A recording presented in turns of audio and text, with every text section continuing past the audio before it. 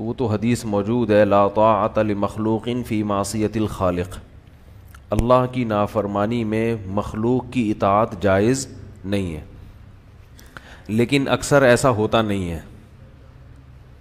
اس وقت دنیا میں اکثر ممالک میں مذہبی آزادی ہے، یعنی آپ کو اجازت ہوتی ہے کہ آپ اکارڈنگ ٹو اسلام آپ اگر اپنی زندگی گزارنا چاہیں تو آپ گزار سکتے ہیں.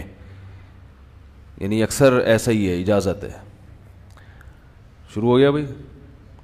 تو امریکہ میں بھی اجازت ہے، آپ پردہ کرنا چاہیں، داڑھی رکھنا چاہیں، کوئی پابندی نہیں ہے. اور اگر بعض چیزوں میں پابندی ہے بھی تو وہ ایسی چیزیں ہیں جو اسلام میں بھی فرض نہیں ہیں، اجازت دی ہے اس میں.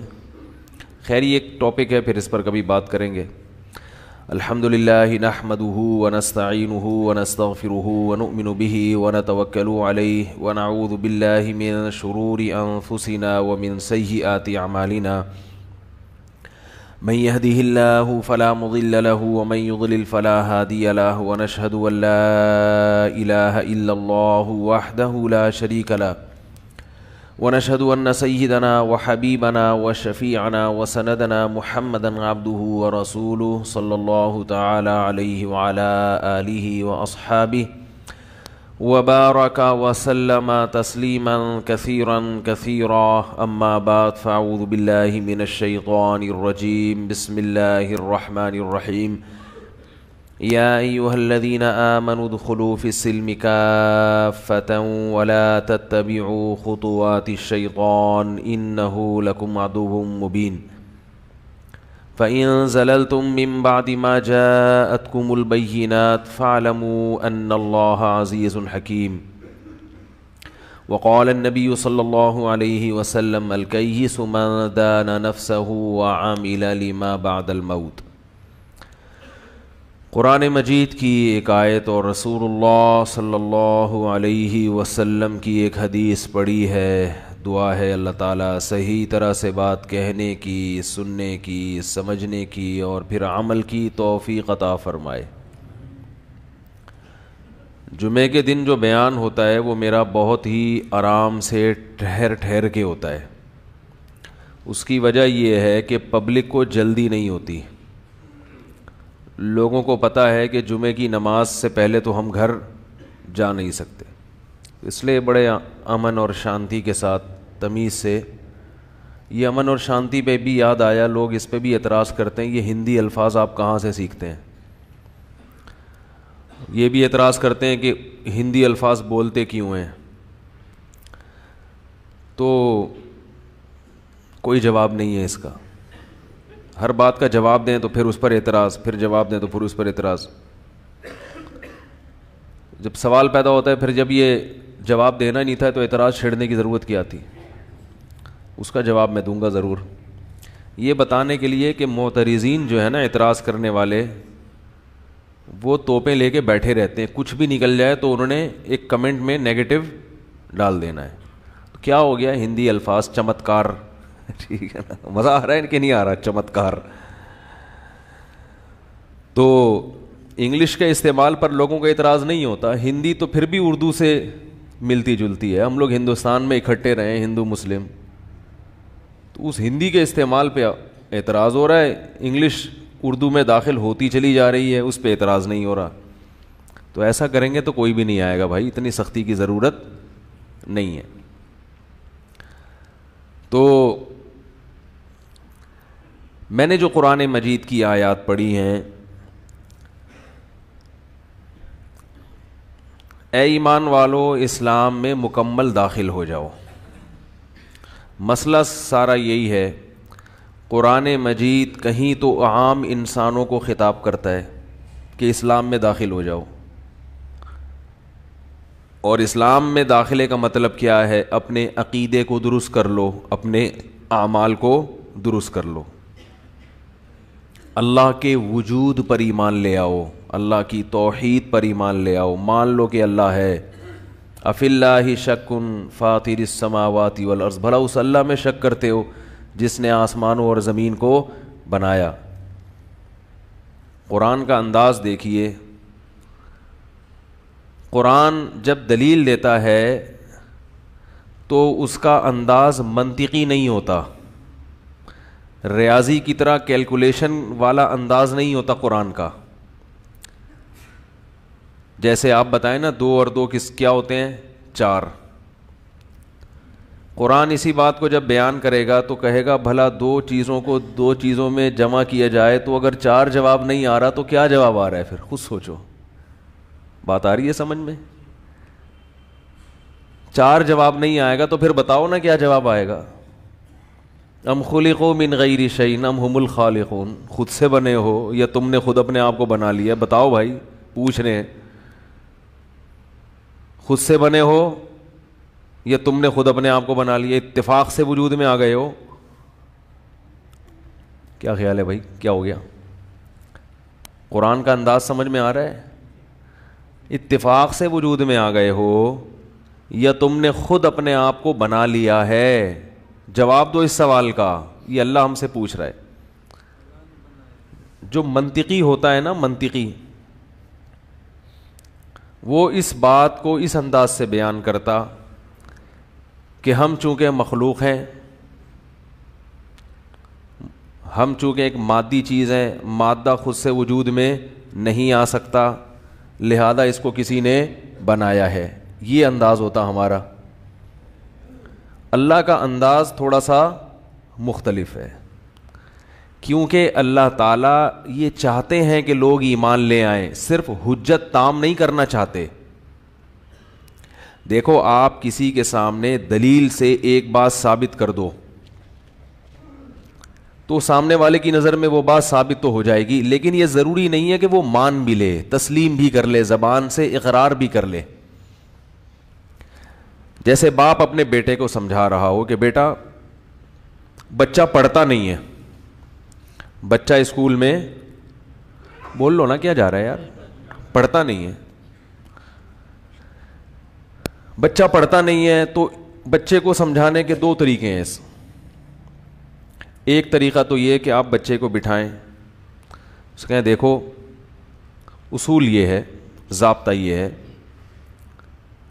کہ ملازمت کرنے کے لیے، اچھی جاب کے لیے ایجوکیشن کا ہونا ضروری ہے، اور اچھی ایجوکیشن کے لیے محنت کا ہونا ضروری ہے، اور محنت کے لیے دوستیوں کا ختم کرنا، گلی ڈنڈا کھیلنا، بنٹے کھیلنا، لٹو کا کھیلنا، ہر وقت لیپ ٹاپ پہ ویڈیو گیم کھیلنا، ان چیزوں سے اجتناب بہت ضروری ہے.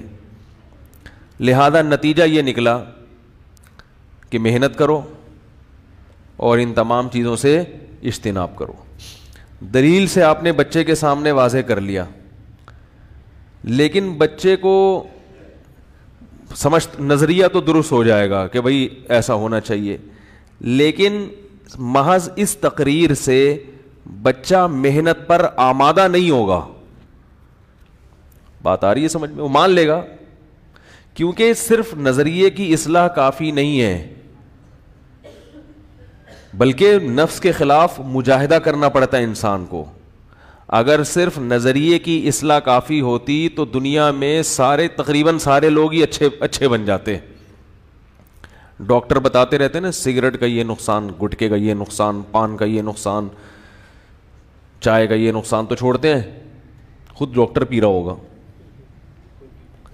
تو کسی کے نظریے کی اصلاح کرنا محض وہ ایک الگ طریقہ ہوتا ہے، اور اس صحیح راستے پر ابھارنا، اس کی یعنی اس میں ایسا جوش پیدا کر دینا کہ وہ اس کے لیے تیار ہو جائے، یہ بالکل ایک الگ انداز ہے اس کا.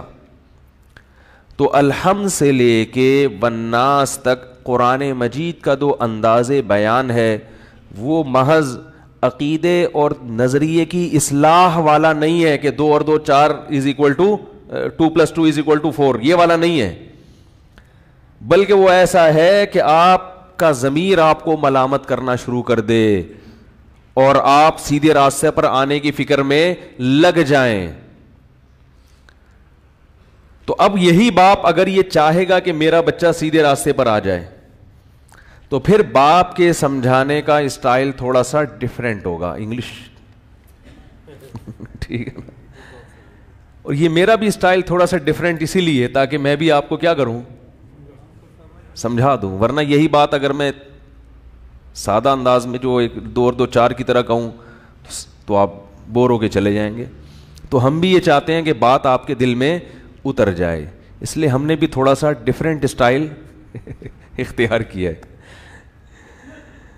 تو ابا جو ہے نا وہ الگ انداز سے سمجھائے گا بیٹے کو, بولے گا دیکھو بیٹا محنت نہیں کی تو بڑا نقصان ہوتا ہے, فلاں کے بچے کو دیکھو کیا حال ہوا اس کا. مثالیں زیادہ دے گا, تھیوری کم پیش کرے گا. فلاں کو جانتا ہے اس نے کیا کیا, دیکھ وہ تیرا بڑا بھائی ہے چھولے بیچ رہا ہے آج کل اس کو دیکھ جا کے. کیونکہ آپ کو پتا ہے کہ بچے کو اتنی بات تو معلوم ہے کہ محنت نہ کرنے کا نقصان ہوتا ہے, مگر یہ دل میں نہیں اتر رہی اس کے. تو آپ مثالیں زیادہ دو گے, تھیوری کم پیش کرو گے, نظریات کم پیش کرو گے اس کے سامنے. دیکھ تو, مجھے یاد ہے ایک ہمارے جاننے والے تھے, ایک نوجوان لڑکا تھا, وہ پڑھتا وڑھتا نہیں تھا. ایک دن ہمارے گھر میں آیا, میرے والد صاحب اس کو بٹھا رہے تھے, تو اس کو کہنے لگے کیا بھائی تیرا کنویں کھودنے کا ارادہ ہے مستقبل میں ہے بھائی, گڑھے کھودے گا, کدال چلائے گا, اگر یہ ارادہ ہے تو ٹھیک ہے, تو کیوں نہیں بہتر ہے کہ تھوڑا سا پڑھ لے, محنت کم ہو اور ارننگ زیادہ ہو. جو بڑے, اس کا یہ مطلب نہیں ہے کہ بھائی جو بیچارہ کنویں کھود رہا ہے وہ ناکام ہے, میں صرف ایک مثال سے سمجھانے کی. بہت سے کنویں کھودنے والے جنت میں ہوں گے, بہت سے پڑھے لکھے جہنم میں ہوں گے, لیکن آپ سمجھانے کے لیے, دنیاوی کامیابی کے لیے آپ اس کو مثالیں دیں گے, مختلف طریقوں سے دھمکیاں بھی دیں گے. آپ اس کو لیں گے بیٹا دیکھ آج تو نے اسکول سے چھٹی کر لی, میں نے برداشت کر لیا, کل اگر چھٹی کی نا تو یہ دیکھ رہا ہے, ایسے کہتے ہیں نا, یہ دیکھ رہا ہے, یہ 5 انگلیاں تیرے منہ پہ چھاپ دوں گا میں صحیح ہے نا. یہ اسٹائل ہوتا ہے دھمکیوں کا. تو دھمکیاں بھی دے گا, لالچ بھی دے گا کہ بھائی اگر تمہارے امتحان میں نمبر اچھے آ گئے تو چلیں گے مری گھومنے پھرنے کے لیے, نتھیا گلی میں بندر دیکھ کے آئیں گے کیونکہ ہم ابھی نتھیا گلی میں بندر ہی دیکھ کے آئے ہیں. ایسے موقع پہ نتھیا گلی گئے ہیں کہ نہ گرمیوں کا سیزن تھا نہ برف پڑی ہوئی تھی. بچوں نے کہا برف دکھا دیں, تو وہ گئے, برف بھی نہیں تھی, تو پھر بندر ہی تھے, ہم نے وہی دیکھے, ہم واپس آ گئے. اور افسوس ہوا کہ جیسے ہی اسلام آباد پہنچے مری میں برف پڑ گئی. تو ہم نے کہا یار اب تو نہ برف دیکھی نہ گرمیوں کی. تو خیر, اللہ تعالیٰ قرآن مجید میں بندوں کو سمجھانے کے لیے جو طرز بیان اختیار کرتے ہیں اس سے محض نظریے کی اصلاح نہیں ہوتی, بلکہ انسان میں ایک جوش اور جذبہ پیدا ہوتا ہے. تبھی تو قرآن بیان کرتا ہے وَإِذَا سَمِعُوا مَا أُنزِلَ إِلَى الرَّسُولِ تَرَىٰ أَعْيُنَهُمْ تَفِيضُ مِنَ الدَّمْعِ. فرمائیے غیر مسلم جب دل کی گہرائیوں سے قرآن سنتے ہیں, دل کی مخالفت کی نیت سے نہیں, ضد اور ہٹ دھرمی کی نیت سے نہیں, بلکہ نیوٹرل ہو کے کہ ہمیں سیدھا راستہ مل جائے, فرمایا جب یہ اس نیت سے قرآن کی آیات سنتے ہیں تَرَىٰ أَعْيُنَهُمْ تَفِيضُ مِنَ الدَّمْعِ, تم دیکھو گے کہ ان کی آنکھیں آنسوؤں سے بہتی چلی جا رہی ہیں, بہتی چلی جا رہی ہیں. ان کے دل پہ اس قدر اثر ہوتا ہے. غیر مسلم کی بات کر رہا ہے قرآن. حالانکہ آپ 2 اور 2 4 کی طرح اگر کسی چیز کو دلیل سے ثابت کر دو تو محض وہ مان لے گا ہاں بھائی آپ سچ کہہ رہے ہو, میں غلط تھا, روئے گا تو نہیں. دیکھو جب مناظرے ہوتے ہیں, مناظرے دیکھے ہوں گے نا آپ نے, 2 فریق بیٹھتے ہیں, ادھر غیر مسلم اور مسلم بیٹھا, ادھر دیوبندی بریلوی بیٹھے, ادھر دیوبندی اہل حدیث بیٹھے, ادھر فلانا وہ 3 طلاق کو ایک کہتا ہے, وہ 3 کہتا ہے, وہ یوں کہتا ہے, وہ بیٹھے, مناظرہ ہوا. تو مناظرے میں ایک فریق جیتتا ہے, دوسرا ہار جاتا ہے. کیا خیال ہے؟ لیکن جیتنے والا روتا ہے یا جیتنے والے کی پارٹی رو رہی ہوتی ہے, ہائے ہائے کتنا دل, آج ہمارے 14 طبق روشن ہو گئے. وہ کہتے ہیں بھائی مبارک ہو آپ جیت گئے, کندھوں پہ بٹھائے گا, اور دوسرے والوں پہ ٹماٹر برسیں گے یا کچھ ہوگا, بس اس سے زیادہ کچھ نہیں ہوتا. مناظرے میں جب آپ جیتتے ہیں تو کوئی روحانی کیفیات نہیں ہوتی, بلکہ روحانیت کا بیڑا غرق ہو جاتا ہے. روحانیت کا کیا ہو جاتا ہے؟ بیڑا غرق ہو جاتا ہے, اور دل کالا ہو جاتا ہے. اکثر دل کالا ہو جاتا ہے, نفرتیں, لڑائیاں, جھگڑے, یہ چیزیں پیدا ہوتی ہیں. لیکن قرآن کا جو مناظرہ ہے، قرآن بھی ڈیبیٹ کرتا ہے غیر مسلموں سے.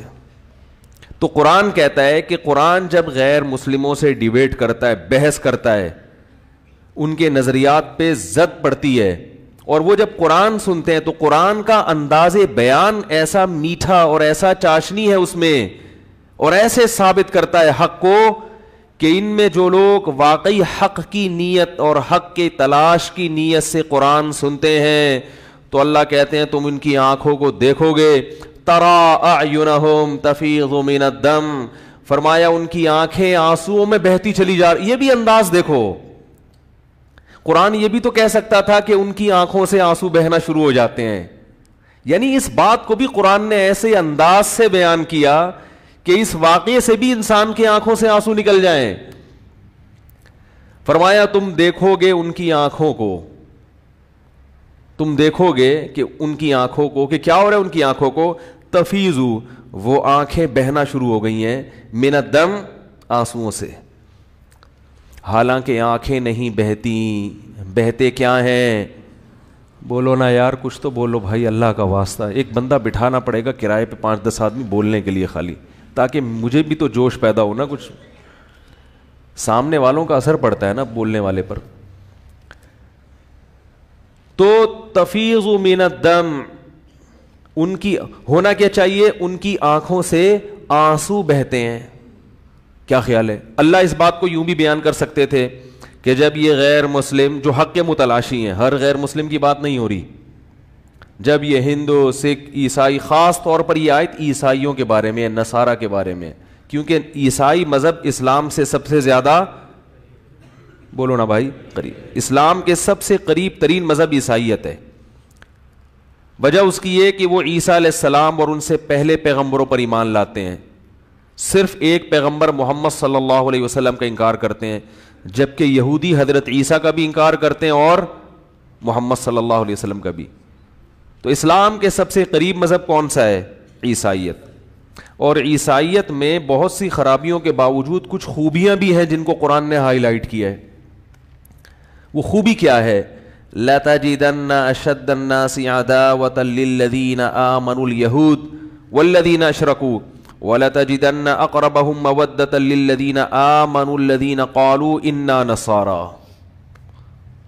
فرمایا تم پاؤ گے اسلام کا سب سے بڑا دشمن یہودیوں کو، اور پھر دوسرے درجے میں مشرکین کو، یعنی جو اصطلاح میں جن کو مشرک کہا جاتا ہے. اور فرمایا تم سب سے زیادہ اسلام سے اور ایمان والوں سے محبت کرنے والا پاؤ گے نصارہ کو، عیسائیوں کو. ذالک بأن منہم قسیسین ورہبانا وانہم لا یستکبرون. وجہ کیا ہے؟ کہ ان کے مذہب میں رہبانیت ہے، دنیا سے بے رغبتی. عیسائیت میں اس پہ بہت زور دیا جاتا ہے کہ دنیا چھوڑ چھاڑ کے کیا کرو؟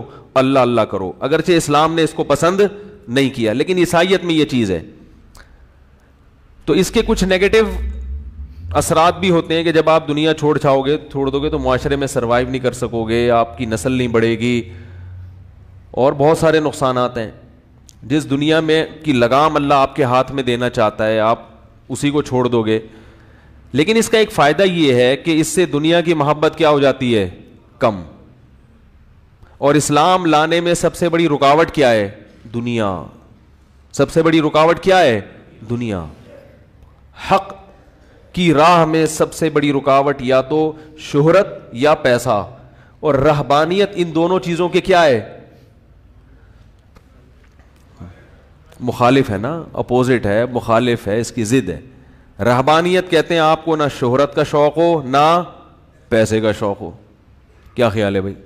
عیسائیوں میں راہب ہوتے تھے نا، جنگلوں میں نکلتے تھے، بس بیٹھ کے اللہ اللہ کرتے تھے، دنیا چھوڑ دی انہوں نے. تو راہب بھی آج کل مارکیٹ میں 2 نمبر بہت آ رہے ہیں. ایک آدمی نے کسی سے پوچھا کہ تمہاری قوم میں کوئی بزرگ نہیں ہے؟ انہوں نے کہا ہماری قوم میں ایک بزرگ ہے، وہ جنگل میں جا کے اللہ اللہ کرتا ہے، بس اتنا بڑا بزرگ ہے کہ وہ ساری دنیا چھوڑ دی اس نے. تو وہ ٹی وی کا اینکر تھا، اس نے کہا کہ میں جا کے اسے انٹرویو لیتا ہوں. تو جا کے اسے انٹرویو لیا کہ بھئی تم سنا ہے کہ تم بہت بڑے اللہ والے ہو, تم جنگل میں اکیلے رہتے ہو. اس نے کہا ہاں بھائی ہم جنگل میں اکیلے رہتے ہیں. حیرت کی بات ہے بھائی یہاں کیوں رہتے ہو؟ بھائی یہ دنیا سے میں نے جان چھڑا لی ہے, دنیا کچھ بھی نہیں, اللہ اللہ کرتا ہوں. پوچھا کہ بھائی تو تمہیں یہاں جنگلوں میں جانوروں سے ڈر نہیں لگتا؟ اس نے کہا ہم کو اللہ سے ڈر نہیں لگتا, ان جانوروں سے کہاں ڈر لگے گا. آج کل اس قسم کے بھی بزرگ مارکیٹ میں. یہ صرف لطیفہ برائے لطیفہ نہیں ہے. نماز کی پابندی نہیں ہو رہی ہے بھائی, جو آدمی نماز کی پابندی نہیں کرتا اس کا مطلب وہ اللہ سے, بولو نا بھائی, نہیں ڈرتا. حلال و حرام کی پرواہ نہیں ہے, جھوٹ بول رہے ہیں, اور معلوم نہیں کیا کیا ہو رہا ہے. ابھی میں زیادہ بولوں گا تو آج کل ویسے ہی عاملین نے میرے خلاف ایک محاذ بنایا ہوا ہے.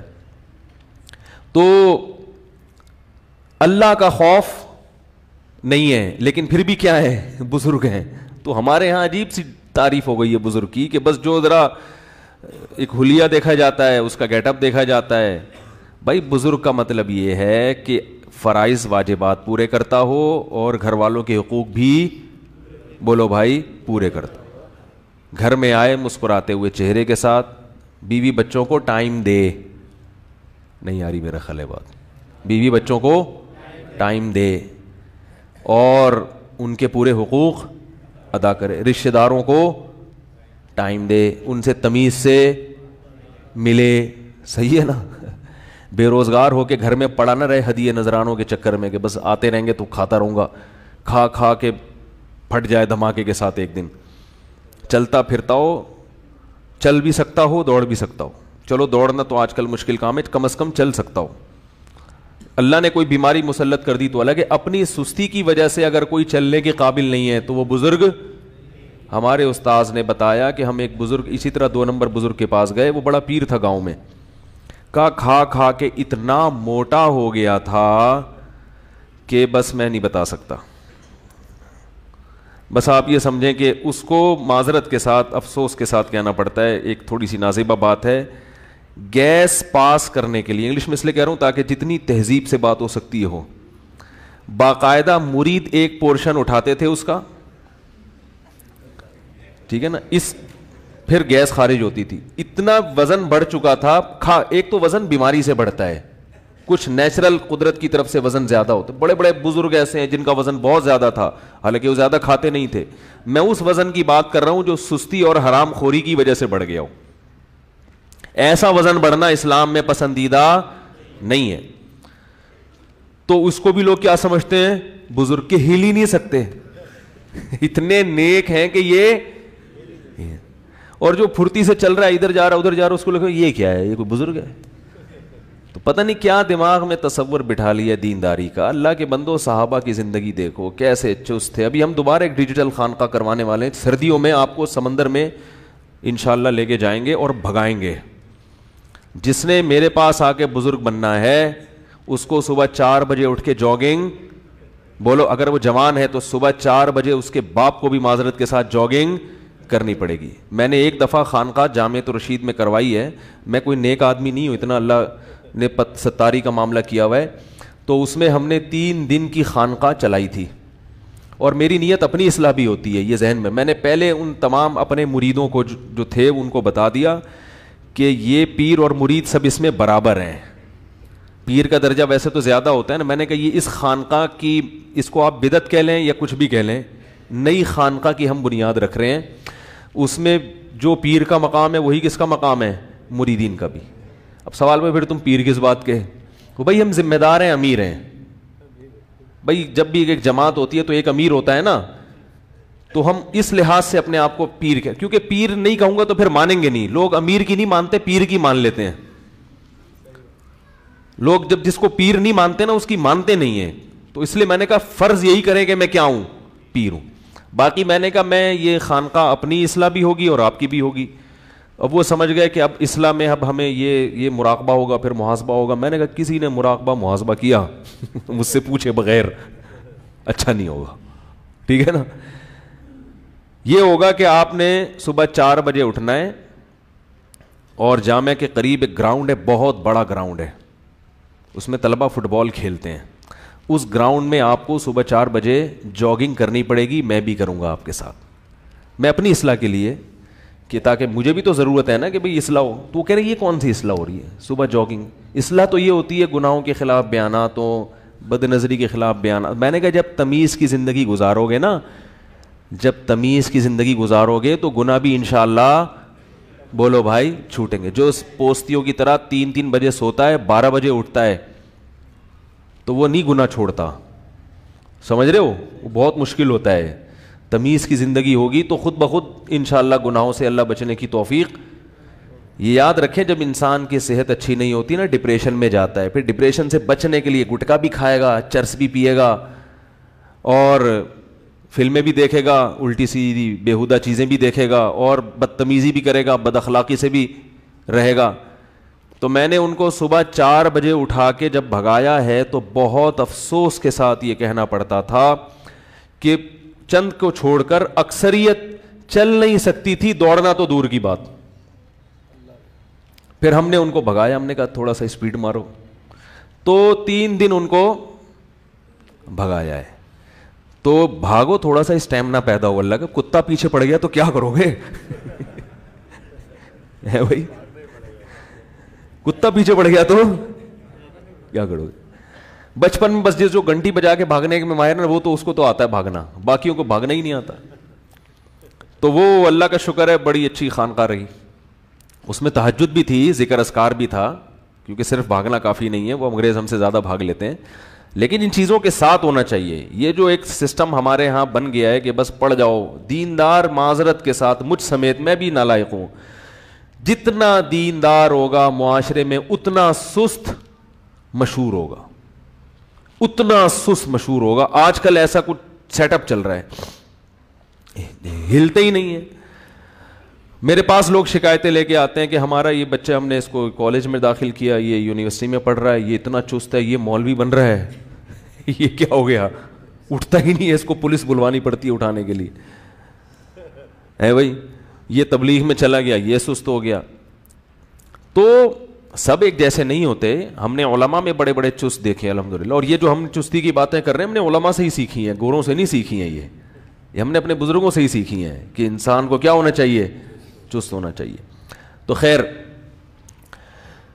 تو میں یہ عرض کر رہا تھا، دیکھو قرآن مجید غیر مسلموں کے بارے میں بیان کر رہا ہے. یہ عاملوں کی بات درمیان میں آ گئی نا ایک چھوٹی سی. میرے خلاف آج کل بعض عاملین بہت کلپ بنا رہے ہیں، لیکن وہ جس قسم کی باتیں کر رہے ہیں ان میں 99% باتیں وہ ہیں جو میں نے کی نہیں ہیں یا میرا دعویٰ ہی نہیں ہے. مثال کے طور پر بعض حضرات کہہ رہے ہیں مولانا اشرف علی تھانوی رحمہ اللہ تعالیٰ بھی تو تعویذ دیا کرتے تھے، وہ بھی تو عملیات بتایا کرتے تھے. تو بھائی تعویذ تو میں خود بھی دے دیتا ہوں، میرے شیخ حضرت مفتی رشید احمد صاحب بھی دے دیا کرتے تھے. میں اپنے بچوں کو کبھی تعویذ نہیں لٹکاتا، لیکن ہر ایک کا ایمان کا معیار ایک جیسا، توکل ایک جیسا نہیں ہوتا. دے دیتا ہوں کبھی کوئی مجبوری میں آئے. سوال یہ پیدا ہوتا ہے کیا مولانا اشرف علی تھانوی عامل تھے؟ کیا وہ عامل تھے؟ وہ عامل نہیں تھے. حضرت مولانا روحانی بازی رحمہ اللہ تعالیٰ تعویذ دیا کرتے تھے مگر عامل نہیں تھے. تو رقیہ کے ہم قائل ہیں، رقیہ تو قرآن و سنت سے، اور اس پر تو میں نے بیان کیا ہے. میرے تو جادو کی حقیقت پر ایک بیان ہے کہ جادو کی 2 قسمیں ہیں. سمجھ رہے ہیں جادو کیا کیسے جاتا ہے؟ پورا وہ بیان آپ سنیں. نہ میں جادو کا منکر ہوں، نہ میں روحانی علاج کا فی نفسی ہی منکر ہوں. میں تو ان 2 نمبر عاملوں کے خلاف ہوں جنہوں نے قوم کو الو بنایا ہوا ہے. اور ایسا الو بنایا ہے کہ اللہ میرے پاس ہر قسم کی کالز آتی ہیں جو گھروں کو تباہ کیا ہے، برباد کیا ان لوگوں نے. بہو پہ کوئی مسئلہ ہوگا نا، بیمار ہوگی، ڈال دیں گے کہ ساس نے جادو کروایا ہے، آگ لگا دیں گے اور اگلوا بھی دیں گے. بہو پہ جن لائیں گے اور جن وہ خود کہے گا کہ کس نے کیا ہے، مجھے کس نے بھیجا ہے. سامنے والے کو اور یقین آ جائے گا کہ یہ واقعی کس نے کیا ہے، ساس. اور اس میں بڑے اچھے اچھے لوگ مبتلا ہیں، بڑے اچھے اچھے لوگ. تو اس لیے ہم اس کی مخالفت کرتے ہیں. تو سوکن کا مسئلہ ہوگا تو سوکن پہ ڈال دیں گے. عورت پہلے ہی اپنے سوکن سے تھوڑی سی کھچی بھی رہتی ہے، اور اگر اسے کوئی پرابلم ہوئی اور عامل نے کہہ دیا کہ یہ کس نے کی ہے، اور جن سے جنات جھوٹ بولتے ہیں. بہت سی مرتبہ تو جن ہوتا نہیں، مسمرزم کر کے دماغ پڑتے ہیں اس کا. یہ ایک علم ہے، یہ والا علم جو مسمرزم والا، عاملین والا علم نہیں، جو مسمرزم ہے، ہیپناٹائز کرنا ہے، یہ علم ہے جو یونیورسٹیوں میں پڑھایا بھی جاتا ہے. یہ یونیورسٹی میں پڑھایا جاتا ہے. اور میں نے یہ بھی کہا تھا کہ یہ کوئی علم ہوتا تو امریکہ کی یونیورسٹی میں ہوتا. اس میں بعض حضرات نے اعتراض کیا ہے کہ یہ لو بھائی دینی مدارس کا حوالہ نہیں دیا, تو دینی مدارس میں کون سا علم پڑھایا جا رہا ہے؟ ٹھیک ہے نا. اور درس نظامی والا علم یہ امریکہ کی یونیورسٹی میں پڑھایا جا رہا ہے. اگر وہ اسلام ان کی یونیورسٹی میں کوئی پڑھنا چاہے تو یہی کتابیں قدوری, ہدایہ, احادیث بخاری مسلم, یہی کتابیں پڑھتے ہیں. تو چونکہ ایک گراؤنڈ ریئلٹی ہم دیکھ رہے ہیں کہ کس طرح آپس میں لڑوا دیا ہے, گھر برباد کر دیے, تباہ کر دیے, اور فلاں کا کیس فلاں پہ ڈال دیا. ایک صاحب نے بتایا کہ میں نے کسی خاتون سے نکاح کا ارادہ کیا, میری والدہ نہیں چاہتی تھی وہاں نکاح, وہ کسی عامل کے پاس گئیں, عامل سے جا کے کہا کہ آپ کچھ کریں اور یہ رشتہ ٹوٹ جائے. تو ان صاحب نے بتایا کہ اس عامل نے دے دیا ہوگا کوئی تعویذ وغیرہ. کہہ رہے میرے پاس فون آیا کچھ دنوں کے بعد ایک صاحب کا, اور کہنے لگا کہ آپ جس خاتون سے نکاح کرنا چاہتے ہیں وہ مجھے لائک کرتی ہیں, میں اسے لائک کرتا ہوں, ہم دونوں کی آپس میں بڑی ریلیشن ہے, آپ درمیان سے ہٹ جائیں. تو وہ صاحب کہتے ہیں میں نے کہا کہ اس خاتون نے تو, لڑکی نے تو مجھے کبھی نہیں کہا وہ بیچاری شریف لڑکی ہے, وہ اپنے ماں باپ سے ڈرتی ہے, وہ آپ کو نہیں کہے گی, وہ آپ کو کبھی بھی خود سے. اصل میں یہ وہ عامل تھا جو منگنی اس طریقے سے,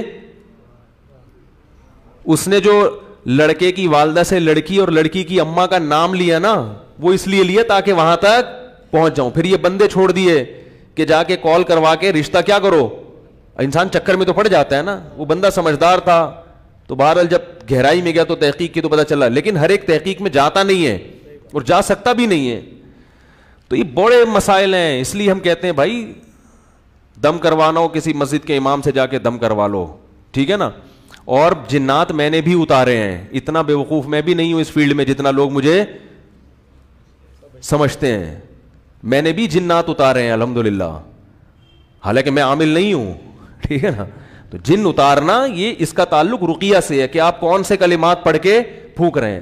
قرآن کی آیتیں جو اس کے مناسب ہوں وہ آیتیں خود پڑھ لیں, نہیں تو اس میں مولانا اشرف علی تھانوی رحمۃ اللہ علیہ کا ایک وہ رسالہ ہے, انہوں نے قرآن کی منتخب یا ایسی یا بعض اکابر بزرگوں کے تجربے ہیں کہ یہ والا رقیہ یہ والے کلمات پڑھے جائیں تو اس سے یہ فائدہ ہوتا ہے. تو یہ ٹھیک ہے, اس کے ہم قائل ہیں. تو میں خود کرتا ہوں یہ کام, دم بھی کر دیتا ہوں میں, اگرچہ میں یہ اس لیے لوگوں کو نہیں بتاتا کہ لائن نہ لگ جائے. ایک صاحب لے آئے, ان کی بچی کا پتہ نہیں بھوتھا یہاں سے پھولا ہوا تھا, انہوں نے کہا دم کر دیں. میں نے کہا بھائی میں یہ کام نہیں کرتا, کہا پلیز کر دیں. تو میں نے کر دیا, وہ اللہ کی قدرت ٹھیک ہو گیا. اگلے دن دوسری بچی کو لے آیا, اس کو بھی. میں نے کہا بھائی جان ہمارے پاس ان چیزوں کا ٹائم, اور مجھے یہ تو آتا ہی نہیں. تو انہوں نے کہا فائدہ ہو گیا نا, آتا ہو نہ آتا ہو. تو یہ آتا واتا کیا ہوتا ہے. تو دوسرا اس میں انسان کی قوت خیالیہ کا بہت دخل ہوتا ہے, قوت خیالیہ کا, کہ آپ کا کسی پر کتنا یقین ہے. بعض دفعہ ایسا بھی ہوتا ہے, ہمارے بعض اکابر کے ایسے بھی واقعات ہیں. ایک شخص گیا کہ میرا یہ کام نہیں ہو رہا, کچھ کر دیں تعویذ. انہوں نے جان چھڑائی, بھائی نہیں دیتا تعویذ نہیں دیتا. جب پیچھے پڑ گیا تو انہوں نے لکھ دیا تعویذ میں کہ اے اللہ یہ میری جان کو مصیبت بنا ہوا ہے, تو اس کی اس بیماری کو کیا کر دے. ٹھیک ہے, یہ پرچی تھی, بولا گلے میں لٹکا دو, ٹھیک ہو گیا بندہ. اگلے دن آئے وہی والا دوبارہ چاہیے, وہی والا کیا چاہیے. تو بس اللہ کبھی کسی کی سن لیتا ہے. تو اس میں جو نیک لوگ ہوتے ہیں, جیسے ان کی دعائیں زیادہ قبول ہوتی ہیں, تو ان کے رقیہ میں بھی اللہ نے جب وہ دم کرتے ہیں تو زیادہ قبولیت کا امکان ہوتا ہے. سمجھ رہے ہیں نا. باقی ان چیزوں سے زیادہ ہر بچے کو نظر لگ رہی ہے, ہر ایک پہ جادو ہو رہا ہے, یہ غلو ہے, مبالغہ ہے. میں مانتا ہوں کہ رسول اللہ صلی اللہ علیہ وسلم پہ جادو ہوا, میں مانتا ہوں نبی پہ جادو ہوا. کیوں ہوا؟ علماء نے اس کی حکمت بیان کی ہے. آپ جب کسی چیز میں گھسو تو گہرائی تک جاؤ. حضرت ابو بکر پہ کیوں نہیں ہوا, حضرت عمر پہ کیوں نہیں ہوا؟ یہودیوں نے تو سب پہ کوشش کی ہوگی. تو اتنا آسان نہیں ہے کہ کچھ بھی گھما دے, کسی پہ بھی گھما دے ہو جائے. میں عاملوں سے کہتا ہوں بھائی آپ میرے خلاف جو بول رہے ہیں تو جنات بھیج کے مجھے نقصان پہنچا دو نا, میری زبان بند کروا دو. آپ کے پاس تو ہزاروں لاکھوں کروڑوں جنات ہوتے ہیں. تو یہ کیا بات ہے, نہ کوئی آج تک جن آیا, نہ چڑیل آئی, نہ بھوت آیا. ٹھیک ہے نا, کلپ آ رہے ہیں.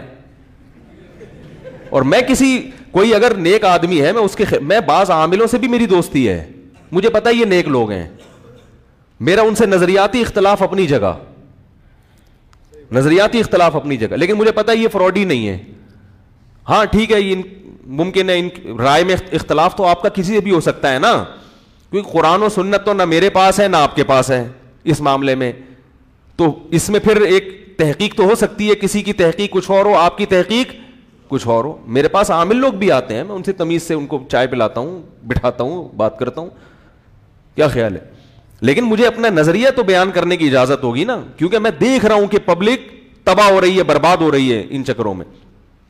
تو عامل لوگ اس میں غلو بہت کرتے ہیں, غلو, جو بھی جا رہا ہے یہ ہے, فلانے نے یہ کر دیا, نظر لگا دی, جن ہو گیا, جادو ہو گیا, چڑیل ہو گئی, بھوت آ گیا, وہ ایک لوگوں کو وہمی بنا دیا ہے, تو اس سے بڑا نقصان ہو رہا ہے. تو کہاں سے کہاں بات چلی جاتی ہے.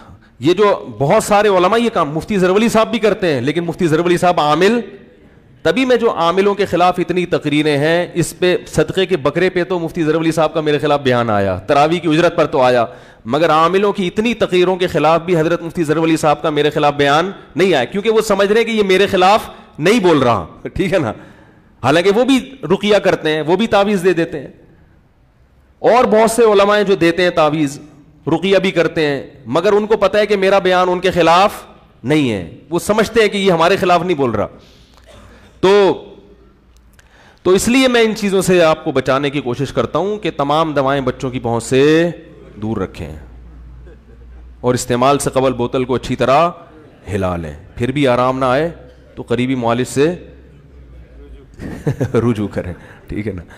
تو خیر, کہاں سے کہاں بات چلی جاتی ہے یار. ہاں میں یہ عرض کر رہا تھا, دیکھو قرآن مجید غیر مسلموں کی اس صفت کو بیان کرتا ہے, اس صفت کو بیان بھی کس انداز سے کر رہا ہے, کیسا منظر کھینچا ہے.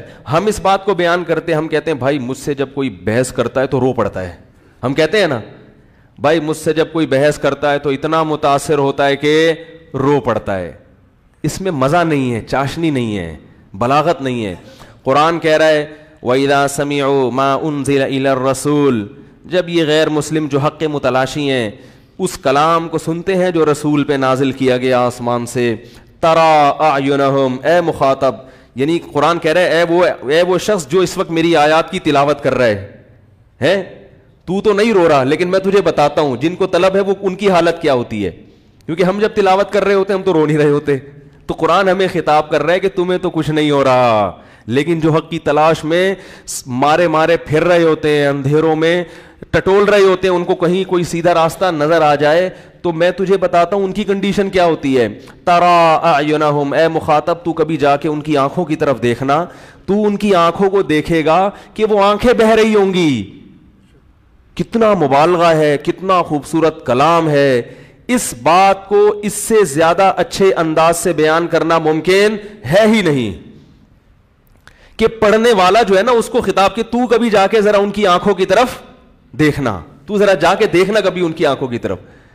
تجھے یقین نہیں آ رہا اس کلام کے برحق ہونے پر, تو ذرا کبھی ان لوگوں کو جا کے دیکھنا جو حق کے متلاشی ہیں, کبھی جا کے دیکھنا جب وہ یہ کلام پڑھتے ہیں یا سنتے ہیں, بلکہ پڑھتے نہیں سنتے, کیونکہ غیر مسلم اکثر قرآن پڑھتے نہیں ہیں, کبھی ادھر سے ریکارڈنگ سن لیتے ہیں, کبھی اتفاق سے ایک بٹن دب گیا انٹرنیٹ پر اور حرم کی تلاوت آ گئی, کبھی تراویح کی تلاوت آ گئی, کبھی اتفاق سے بٹن دب گیا تو کسی قاری کی تلاوت ان کے کان میں پڑ جاتی ہے.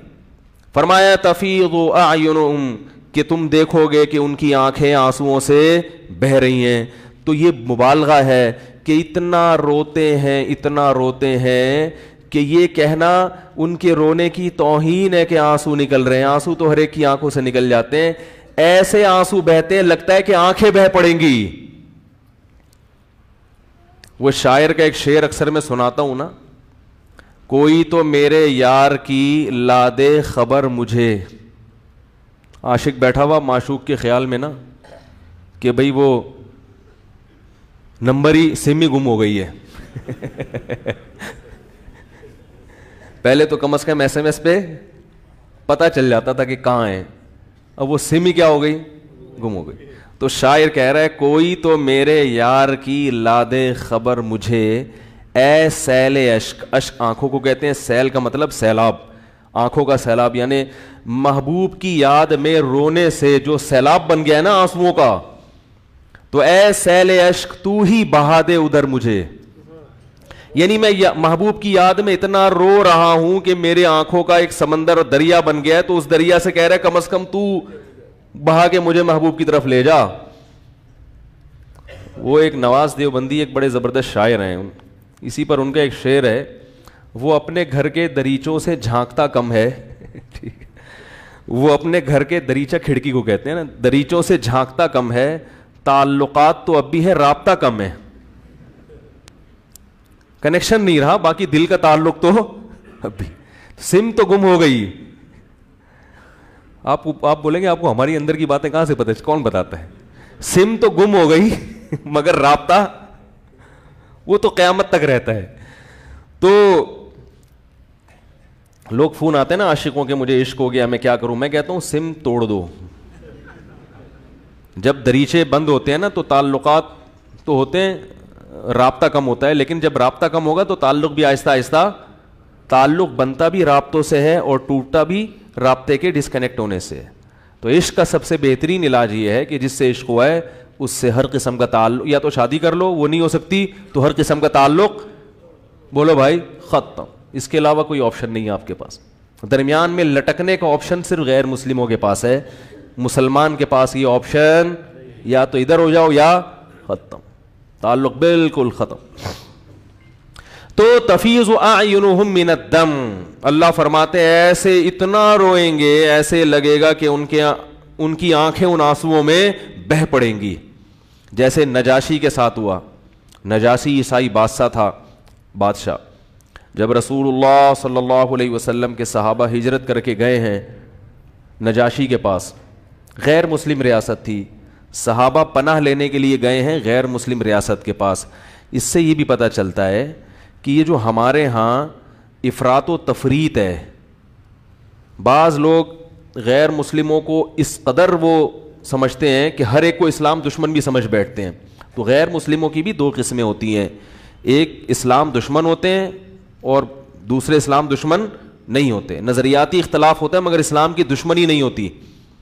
تو جن لوگوں کی اسلام سے دشمنی نہیں ہے ان سے لین دین بھی جائز ہے, ان کے ساتھ حسن سلوک کا بھی ہمیں شریعت نے بولو نا بھائی حکم دیا ہے. لوگ ہم سے پوچھتے ہیں کہ قربانی کے جانور کا گوشت غیر مسلم کو دینا جائز ہے یا نہیں. آپ کے پڑوس میں رہتا ہے تو آپ دیں اس کو, کیونکہ جو شریعت نے پڑوسی کے حقوق بیان کیے ہیں اس میں مسلم اور غیر مسلم کا فرق بولو نا یار نہیں رکھا. تو صحابہ کو نبی نے کہاں بھیجا ہے؟ غیر مسلم حکومت تھی عیسائیوں کی. اس سے پتہ چلا مدد امریکہ سے بھی لی جا سکتی ہے بوقت ضرورت, سمجھ رہے ہو, انڈیا سے بھی لی جا سکتی ہے. جب آپ کسی پوسٹ پہ نہیں ہوتے نا تو پھینکتے ہو, یہ کیا کر رہا ہے, وہ اس سے کیوں مل رہا ہے, وہ ڈونلڈ ٹرمپ سے تمیز سے کیوں مل رہا ہے. لیکن جب جو سیاسی لوگ ایسی باتیں جب وہ خود آتے ہیں تو وہ اس سے گلے مل رہے ہوتے ہیں بیٹھ کے, ٹھیک ہے نا. تو اس لیے گراؤنڈ ریئلٹی کو دیکھ کے فیصلہ کرنا چاہیے. ہاں ایسی دوستی امریکہ سے ہو یا کسی بھی ملک سے جس میں آپ ان کے مفاد کو اپنے مفاد پہ ترجیح دینا شروع کر دیں, یہ اسلام میں جائز بولو بھائی نہیں ہے. یہ دوستی تو وہ بھی نہیں کرتے تو ہم کیوں کریں. سب سے پہلے ہم اپنے آپ کو دیکھیں گے, اپنی قوم کا خیال کرنا, اپنے لوگوں کا, اپنے ملک کا خیال کرنا یہ پہلے ضروری ہے. دوستی کے چکر میں اپنا بیڑا غرق کر دینا, جیسے کوئی آدمی دوستی میں دوستوں پہ خرچ کر رہا ہے اپنی اولاد پہ خرچ نہ کرے, تو یہ دوستی بری کہلائے گی کہ نہیں کہلائے گی؟ کہ آپ سارا دوستوں پہ, لوگ کہتے ہیں نا ایسا نالائق کم بخت جو کماتا ہے سارا دوستوں پہ اڑا دیتا ہے, بیوی بچے بھوکے رہتے ہیں, تو یہ غلط ہے. تو عبداللہ ابن مسعود رضی اللہ تعالیٰ عنہ وہ بھی نجاشی کے پاس گئے جب ہجرت کی ہے. نجاشی غیر مسلم تھا مگر اس نے مسلمانوں کو پناہ دی. اس کو اندازہ تھا کہ ان پہ کیا ہو رہا ہے, ظلم. اس وقت بھی غیر مسلم دونوں طرح کے ہوتے تھے, ظلم ہو رہا ہے. اب دیکھو اس میں تحقیق تھی نا کہ یہ اہل حق بھی ہیں یا نہیں ہے. ایسا تو نہیں کہ میں نے جن کو پناہ دی ہے وہ دہشت گرد ہوں. کیا خیال ہے بھائی, وہ غلطی پر ہو, ان کا کنٹری ان کو پکڑنے کی چکر میں, اور میں دہشت گردوں کو کیا کروں, بولا یار میں پناہ دینا شروع کر دوں. کتنا ذہین آدمی تھا نجاشی. اس نے کہا ہم تحقیق کریں گے, اگر آپ لوگوں پر واقعی ظلم ہوا ہے تو ہم اپنے ملک میں آپ کو ٹھکانہ دیں گے. ظلم نہیں ہوا, تو واپس, کیونکہ ایسے تو کوئی بھی بھاگ کے جائے, کوئی جرم کر کے جائے اور کسی بھی ملک میں پناہ لے لے. کتنا میں اس کی عقل پہ حیران ہوتا ہوں, غیر مسلم تھا مگر کس قدر تمیز کا انسان تھا. آپ دیکھو کتنی تمیز تھی اس میں. تو جب ان لوگوں نے بلایا تو ابو سفیان پہنچے پیچھے سے, انہوں نے جا کے بتایا کہ بھئی یہ ہمارے ملک سے بھاگے ہوئے لوگ ہیں, انہوں نے ظلم کیا ہمارے اوپر, یعنی ہمارے مذہب کو چھوڑ دیا, باپ دادا سے جو دین چلا آ رہا تھا. تو حضرت جعفر طیار رضی اللہ تعالی عنہ کو نجاشی نے بلایا تفتیش احوال کے لیے کہ آپ بتاؤ معاملہ کیا ہے, کیوں آپ لوگوں نے اپنی قوم, جو ایک آپ کی پرمپرا چلی آ رہی تھی, ایک روایات چلی آ رہی تھیں, اچھا انسان تو وہی ہوتا ہے جو اپنی روایات کی حفاظت کرے, کیا خیال ہے خام خواہ میں 1.5 اینٹ کی ایک الگ مذہب بنا دینا, الگ مسجد بنا دینا, اس کو کوئی بھی اچھا نہیں سمجھتا. تو آپ کی جب ایک روایات تھیں, ایک ملک میں ایک لا تھا, ایک قانون تھا, تو اچھی روایات تھیں, آپ خام خواہ میں ایک الگ مذہب لا کے قوم کو لڑوا دیا, آپس میں فسادات پیدا کر دیے. تو اس کی کیا وجہ ہے؟ تفتیش احوال کے لیے نجاشی نے حضرت جعفر طیار رضی اللہ تعالی عنہ, جو نبی کے چچا زاد بھائی تھے, ان کو بلا کے پوچھا کہ بھئی آپ بتائیں کیا معاملہ ہے. حضرت جعفر طیار رضی اللہ تعالی عنہ نے تقریر شروع کی اور بتایا کہ ہم مردار کھایا کرتے تھے. ہم کیا کھاتے تھے؟ جانور کا مردہ گوشت, مردہ جانور. کتنی گھٹیا حرکت ہے. حیرت کی بات یہ کہ آج الٹے کاموں پہ نا اچھائی کا لیبل لگا دو تو وہ اچھے بن جاتے ہیں. لوگ امریکہ میں جا کے بغیر ذبح کی ہوئی مرغی کھا رہے ہیں, لیکن چونکہ گورے کھاتے ہیں تو اب یہ مردہ کیا ہو گیا, ان کے لیے حلال ہو گیا. اللہ کے بندو, مرغی ہو یا کوئی بھی خون والا جانور, اس کے بلڈ میں, اس کے جسم میں جو بلڈ ہوتا ہے وہ گندا ناپاک ہے. وہ گورے کے کہنے سے پاک, گوروں کو اس سے ہوش نہیں ہوتا کہ پاک ہے ناپاک, وہ کہتے ہیں پروٹین ہے یا نہیں ہے. چائنا والے بھی کتا بھی کھائیں گے, بلی بھی کھائیں گے, ان کو اس سے کیا غرض کہ یہ پاک ناپاک ہو گیا. واٹ از پاک اینڈ واٹ از ناپاک, یہ کیا ہے بھائی؟ کتے میں پروٹین ہے تو کھا لو. یہ تو اسلام بتاتا ہے آپ کو کہ انسان کے بچے ہو, ہر چیز کھانے کی, چوہے کھانا شروع کر دو. یہ کون سی یہ انسانیت ہے بھائی؟ اور جو حلال جانور ہیں وہ بھی کھاؤ گے تو ذبح کر کے, تاکہ ان کا بلڈ نکل جائے. تو لوگوں کو پرواہ نہیں ہے, اب چھوڑتے چلے جا رہے ہیں. تو جعفر طیار کہہ رہے ہیں ہم اتنے گندے تھے کہ ہم کیا کھاتے تھے؟ مردار جانور کا خون نہیں بہاتے تھے. جانور مر گیا, بکری مر گئی, کھال اتائی کھا گئے. ہم رشتہ داری توڑ دیا کرتے تھے, زمینوں کی خاطر, پیسوں کی خاطر خونی رشتے لڑ پڑتے تھے آپس میں. ایک کا گھوڑا دوسرے سے آگے نکل گیا تو لا متناہی جنگ غیرت کے نام پہ. اور انہوں نے اپنی معاشرتی, ہم سینکڑوں پتھر کے بنے ہوئے بتوں کی عبادت کرتے. بھی انڈیا میں کسی اسمبلی میں کسی خاتون نے تقریر کی ہے, وہ سب نے سنی ہوگی یوٹیوب پر, کہ یہ مسلمان جو ہے 5 وقت صدائیں لگاتے ہیں لا الہ الا اللہ, اللہ کے سوا کوئی عبادت کے لائق نہیں ہے, یعنی یہ سارے جتنے بھی بت ہیں, بھگوان ہیں, سب کی نفی کر دی. مجھے وہ سورہ صاد کی آیات یاد آ رہی تھیں. انڈیا کی اسمبلی میں جس خاتون نے یہ نعرہ لگایا ہے نا, یہی نعرہ مشرکین مکہ نے لگایا تھا. محمد صلی اللہ علیہ وسلم نے ان کو بلایا اور سب کو کہا کہ ایک اللہ ہے جس نے بنایا ہے, اتنے سارے پتھروں کے بنے ہوئے بت یہ تمہارے بھگوان نہیں ہیں. تو اس پر مشرکین نے کیا کہا؟ اجعل الآلہۃ الہا واحدا, کیا اتنے سارے خدا سب غلط, صرف ایک صحیح؟ ان ھذا لشیء یراد, اس میں محمد صلی اللہ علیہ وسلم کا ذاتی مفاد ہے, ورنہ اتنی غلط بات محمد جیسا آدمی صلی اللہ علیہ وسلم اتنی غلط بات نہیں کر سکتے. اس میں کوئی پیسے کھائے معاذ اللہ انہوں نے کہیں سے, کوئی مسئلہ ہے ان کا, یا اپنی کوئی نئی ریاست بنانا چاہتے ہیں. وانطلق الملأ منہم ان امشوا, اور نکل پڑے, چل پڑے, اٹھ پڑے. یہاں بھی قرآن یہ نہیں کہہ رہا کہ چلے گئے, نہ وانطلقا, نکل پڑے, اٹھ پڑے. یہ کہتے جیسے کپڑے جھاڑتے ہوئے نہیں اٹھتے کہ بھئی محمد نے جو ہمیں بلایا ہے صلی اللہ علیہ وسلم, یہ کوئی بات ہے. وانطلق الملأ منہم, اور جتنے سردار تھے قوم کے اٹھے, کپڑے جھاڑتے ہوئے جانے لگے اور کہنے لگے ان امشوا, چلو جی نکلو یہاں سے. امشوا, چلو, جیسے سعودیہ میں کہتے ہیں نا چلو کوئی شلو, عربوں سے 6 کا لفظ نکلتا نہیں ہے تو شلو بولتے ہیں. وہ پاکستانی ہر جگہ خون پیتا ہے نا, ان کا جا کے یہ گھڑی کتنے کی ہے, وہ کہتے ہیں اتنے کی لوں گا, وہ کہتا ہے شلو. تو وہ چلو کے بجائے کیا کہتے ہیں؟ شلو شلو سنا ہوگا آپ نے, کیونکہ ہمیں عادت ہو گئی, یہاں پہ ہمیں پتہ ہے 6 گنا زیادہ قیمت بتائے گا تو وہیں سے کم کرنا. تو وہ پیٹ بھرے ہوئے ماشاء اللہ, ان کو اللہ نے وسائل بہت دیے ہیں, وہ کہتے ہیں اتنے کی لینی ہے لو ورنہ شلو. تو وانطلق الملأ منہم, جو سردار تھے وہ کہنے لگے شلو یہاں سے نکلو, واصبروا علی آلہتکم, اپنے معبودوں کو مضبوطی سے تھام لو, مضبوطی سے تھام لو. ان ھذا لشیء عجاب, کبھی کہتے تو بڑی عجیب عجیب باتیں کر رہے ہیں, حالانکہ آپ عجیب باتیں کر رہے ہو کہ خود کسی کو بنا رہے ہو اور اسی کے سامنے اپنی مرادیں پوری کر رہے ہو, اس سے بڑی عجیب بات کیا ہوگی. لیکن جمہوریت میں یہی ہوتا ہے کہ جو زیادہ جس طرف جائے نا اس کو لوگ فالو کرتے ہیں, چاہے وہ کتنی الٹی باتیں کر رہا ہو. تو وہ جب ہندو عورت تقریر کر رہی تھی نا اسمبلی میں, سنا ہوگا سب نے کہ موسلے یہ کہتے ہیں کہ ایک خدا ہے, تو مجھے اس کی تقریر سے ایمان اور تازہ ہو رہا تھا کہ موسلے کتنے اچھے ہیں.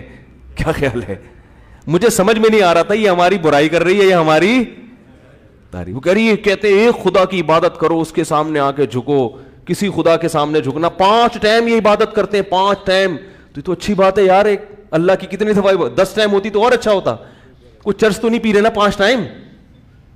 بھائی برائی تو یہ ہوتی مسلمان معاذ اللہ 5 ٹائم گٹکا کھاتے ہیں, ہے بھائی مسلمان 5 ٹائم چائے پیتے ہیں, تو یہ بھی کسی حد تک برا تھا یار, پینی ہے 2 کپ پی لو 5 ٹائم. 5 ٹائم یہ کیا پڑھتے ہیں, نماز پڑھتے ہیں. یہ سمجھ میں نہیں آ رہا تھا یہ برائی کر رہی ہے, یہ کیا کر رہی ہے. یہ تو آپ ہمارے دین کو اور انڈیا کی اسمبلی میں ماشاءاللہ تبلیغ کر رہی ہو. میرا دل چاہتا ہے اس خاتون کو ہدیہ دوں, بولو ایک اسی قسم کی ایک اور تقریر رمضان کے بارے میں بھی ہو جائے. کیا خیال ہے, پھر زکوٰۃ کے بارے میں بھی ہو جائے کہ یہ اپنے مال میں سے 2.5% نکال دیتے ہیں غریبوں کے لیے. ہائے ہائے, ہر سال یکم رمضان کو کروڑوں اربوں روپے غریبوں کے لیے ان کی جیبوں سے نکلتا ہے, مالداروں کی جیبوں سے. یہ کیسا مذہب ہے جو دہشت گردی سکھا رہا ہے.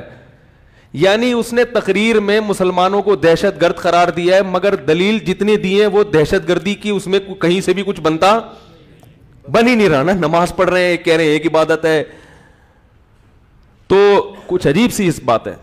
تو میں نے کہا دیکھو اللہ تعالیٰ تبلیغ والوں کو انڈیا کی اسمبلی میں نہیں پہنچ پائے, تو اللہ نے وہیں بت خانے میں, صنم خانے میں اللہ نے توحید کے علم بردار پیدا کر دیے.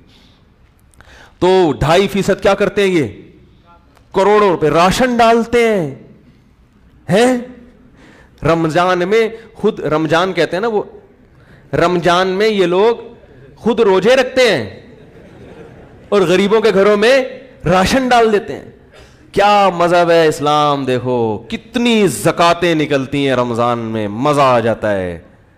اتنا مزہ آتا ہے رمضان میں جب لوگ آتے ہیں, یہ فلانے کے, یہ میرے پاس بھی لوگ آتے ہیں, حضرت کوئی غریب ہو تو یہ میرا یہ راشن ہے اس کے گھر میں ڈلوا دیں. ہمیں بھی مزہ آتا ہے کسی کے غریب کے گھر میں جا کے. میں تو لوگوں سے کہتا ہوں بھائی سب خود کرو, خود کرو تو زیادہ اچھا ہے نا, اپنے رشتہ داروں کو پوچھو. لوگ پوچھتے ہیں حضرت بہن کو زکوٰۃ دے سکتا ہوں یا نہیں. بھائی بہن کو دو گے تو دگنا ثواب ہے, ایک تو غریب کی مدد کا, دوسرا رشتہ داری کیا ہوگی. غیر مسلموں کے پاس یہ مزے نہیں ہیں, اور مسلمان کو اللہ کہتا ہے کھانا بھی کھلاؤ. اور قرآن کے الفاظ ہیں کہ اہل اسلام کی اللہ نے تعریف کی, ہمارے نیک بندے جب کسی کو کھانا کھلاتے ہیں غریب کو, انما نطعمکم, سورہ دہر 29واں پارہ, انما نطعمکم لوجہ اللہ, ہم تمہیں صرف اللہ کے لیے کھلا رہے ہیں. غریبوں کو کہہ رہے ہوتے ہیں اس وقت, لا نريد منکم جزاء ولا شکورا, ہمیں تم سے اس کا بدلہ نہیں چاہیے, شکریہ نہیں چاہیے, تھینک یو نہیں کہنا کھانے کے بعد, کہیں اجر کم نہ ہو جائے, کیونکہ ہم تمہیں اپنے فائدے کے لیے تو کھلا نہیں رہے. ہم تو کس کے لیے کھلا رہے ہیں, اس ایک خدا کو خوش کرنے کے لیے جو ایک ہے. اتنے ساروں کو خوش رکھنا ویسے بھی ممکن, بولو بھائی. جو بہت سارے بھگوانوں کو مانتا ہے وہ تو بیچارہ ویسے ہی کنفیوز رہے گا کہ پڑوسی کی مدد سے یہ والا بھگوان خوش ہو رہا ہے, یہ وہ والا خوش ہو رہا ہے. اب کوئی اس کو بتائے گا یار پڑوسیوں کے لیے وہ والا بھگوان ہے, بیوی سے اچھا سلوک کے لیے وہ جو ادھر, بیوی سے اچھا سلوک کے لیے جو ہے نا بھگوان, وہ بہت تگڑا قسم کا بھگوان ہونا چاہیے. وہ اتنا ہی تگڑا ہو جتنا تگڑا تمہارا سسرال ہے. اس کے لیے بس کیا بتاؤں میں, پھر میرے خلاف ایک ہندو کا کوئی کلپ نہ آ جائے یار, کلپوں سے ڈر رہا ہوں آج کل میں. تو کتنے سارے ہیں نا. قرآن نے یہ جو اتنے سارے بھگوانوں کو مانتا ہے نا, قرآن نے اس کی کیفیات کی بھی ایک منظر کشی کی ہے کہ اس بیچارے کی کیفیت کیا ہوتی ہے. ضرب اللہ مثلا رجلا فیہ شرکاء متشاکسون ورجلا سلما لرجل. فرمایا اللہ بیان کرتا ہے تمہارے لیے خود مثال, تم نہیں سمجھتے تو اللہ ایک مثال بیان کرتا ہے. بتاؤ ایک شخص کا ایک آقا ہو, وہ زیادہ سکون میں ہوگا, یا ایک وہ جس کے بہت سارے آقا ہوں, بہت سارے خدا ہوں, بہت سارے مالک ہوں, اور وہ ہوں بھی آپس میں ایک دوسرے کے خلاف. اس کو خوش کرتا ہے تو وہ والا بھگوان کا پتہ نہیں کہ وہ اس کی فیلنگ کیا ہوں گی اس کام کے بعد. اس کو خوش کرے گا تو اس بھگوان کی کیا فیلنگ ہوں گی, کچھ پتہ نہیں ہے. اور یہ بھی اپنے نظریات ہیں, ورنہ اس بھگوان بیچارے سے پوچھو گے کہ میری تو کوئی فیلنگ ہے ہی نہیں ہے, تو تم نے مجھے فیل والا بنا دیا ٹھیک ہے, ورنہ میں تو فیل لیس ہوں. یہ بتانے کے لیے بھی اس کے منہ میں, بیچارے کے منہ میں زبان نہیں ہے. فرمایا سواء علیہم ادعوتموہم ام انتم صامتون. فرمایا برابر ہے ان پر یہ بات کہ تم ان کو پکارو یا چپ رہو, ان کی صحت پہ کوئی اثر نہیں پڑتا. تو یہ اسلام ہے جس کی تبلیغ اللہ ہندوستان کی اسمبلیوں میں ہندوؤں کے ذریعے 5 ٹائم اذانیں بلند ہوتی ہیں. تو اذان کے الفاظ کتنے خوبصورت ہیں, خدا کی قسم اذان سے غیر مسلم کو بھی سکون ملتا ہے, کیونکہ یہ اللہ کے الفاظ ہیں نا. اللہ نے ہمیں بتایا اللہ اکبر اللہ اکبر, اللہ سب سے بڑا ہے, سب سے بڑا ہے, سب سے بڑا ہے 4 دفعہ. اشہد ان لا الہ الا اللہ, میں کہتا ہوں بھگوان صرف, معبود صرف ایک ہے, کوئی اس کے سوا نہیں ہے, ایک ہے. تو ایک محبوب جب ہوتا ہے نا انسان کا, ایک معبود ہو, سکون سے بھی تمیز سے. ہمیں سب کچھ کرنا ہے صرف اسی ایک کو خوش کرنے کے لیے, باقی کسی بھگوان کو ہم لفٹ بولو بھائی نہیں کراتے, کیونکہ اتنوں کو لفٹ تو اتنی تو یعنی نہیں لفٹ کرا سکتا بھائی انسان. ہاں ایک فیکٹری کے 2 مالک ہوں, وہ آدمی عذاب میں آئے گا کہ نہیں آئے گا؟ تو وہ تو معبود تو ایک ہی ہوتا ہے بھائی, اس لیے مسلمان سکون میں ہوتا ہے الحمدللہ. کہاں سے کہاں بات چلے گی, جلدی سے سمیٹ کے بعد ختم کرتا ہوں. تو قرآن کا جو انداز ہے نا دلائل دینے کا, وہ انداز اٹریکٹیو ہے. صرف وہ 2 اور 2 4 کی طرح بات بتاتا نہیں ہے, بلکہ دل میں اتارتا ہے, اتارتا ہے دل میں. تو کہاں سے بات شروع ہوئی تھی, ذرا میں اس کو سمیٹ کے ختم کروں. ایک آدمی بتائے ہے, وہ نجاشی کی بات تو تھی. وہ تو جب حضرت جعفر طیار رضی اللہ تعالیٰ عنہ نے اس کو بتایا, نجاشی سے پہلے جو بات شروع ہوئی تھی وہ ہاں پورے اسلام میں داخل ہے. ابھی میں بس اس کو جلدی سے سمیٹ کے ختم کرتا ہوں, وہ پورا ہو گیا ہے. تو نجاشی کے سامنے حضرت جعفر طیار نے بتایا ہم ایسے تھے, اتنے خداؤں کو پوچھتے تھے. محمد صلی اللہ علیہ وسلم نے بتایا کہ تمہارا رب صرف ایک ہے جس نے تمہیں بنایا, وہ صرف ایک خدا ہے. تو اور بہت ساری باتیں بتائیں. تو نجاشی متاثر ہوا کہ یہ تو صحیح. پھر نجاشی نے کراس کوئسچن پوچھے کہ محمد صلی اللہ علیہ وسلم کے آباء و اجداد میں کوئی بادشاہ تو نہیں گزرا؟ کہا نہیں گزرا, کیونکہ جن کے آباء و اجداد میں سیاستدان بادشاہ گزرتے ہیں ان کو بھی سیاست کا شوق. کیا خیال ہے؟ ان کو پتا ہے میرے دادا علاقے کے ناظم تھے تو میں کیوں نہیں ہوں. باپ دادا میں کوئی گزرا ہوتا کونسلر بادشاہ, تو ان کو بھی ہم کہتے ہیں سیاست کا شوق ہے, یہ بھی چاہ رہے ہیں کوئی لیڈرشپ آ جائے. دوسرا اس نے کہا ایسا کبھی جھوٹ بولا انہوں نے؟ انہوں نے کہا نہیں. تو اس نے کہا یہ کیسے ہو سکتا ہے؟ ہرقل بادشاہ سے بھی کلام ہوا, اس نے بھی بڑی زبردست تحقیق کی. تو اس نے یہ کہا کہ یہ کیسے ہو سکتا ہے کہ کبھی 40 سال ایک شخص تمہارے درمیان, اور اس زمانے میں گاؤں کے جیسے حالات ہوتے تھے, سب ایک دوسرے کو جانتے تھے, کہ 40 سال تک محمد صلی اللہ علیہ وسلم نے کبھی جھوٹ نہیں بولا, اور ایک دم بولا تو اتنا بڑا کہ میں خدا کا نبی ہوں. یہ کیسے ہو سکتا ہے؟ جو جھوٹا ہوتا ہے تو آہستہ آہستہ ہوتا ہے نا. دیکھو کسی بچے نے کبھی مسجد سے چپل بھی نہ چرائی ہو اور ایک دم وہ بینک لوٹ کے چلا جائے, ایسا تھوڑی ہوتا ہے. وہ تو آہستہ آہستہ پہلے چپل چرائے گا, پکڑا جائے گا تو پبلک چھوڑ دے گی اس کو, کوئی بات نہیں. تو پھر آہستہ آہستہ کیا ہوگا. اس لیے کہتا ہوں چور کو جب پکڑو تو چھوڑو نہیں, طبیعت اس کی صاف کر کے, ہڈی نہ ٹوٹے, بیمار نہ ہو, بس. کوئی آرڈر پہ بلوا لو بھائی اس کے ایسے چترول لگاؤ کہ نہ ہڈی ٹوٹے اور نہ کوئی بیماری آئے, بس تکلیف ہو.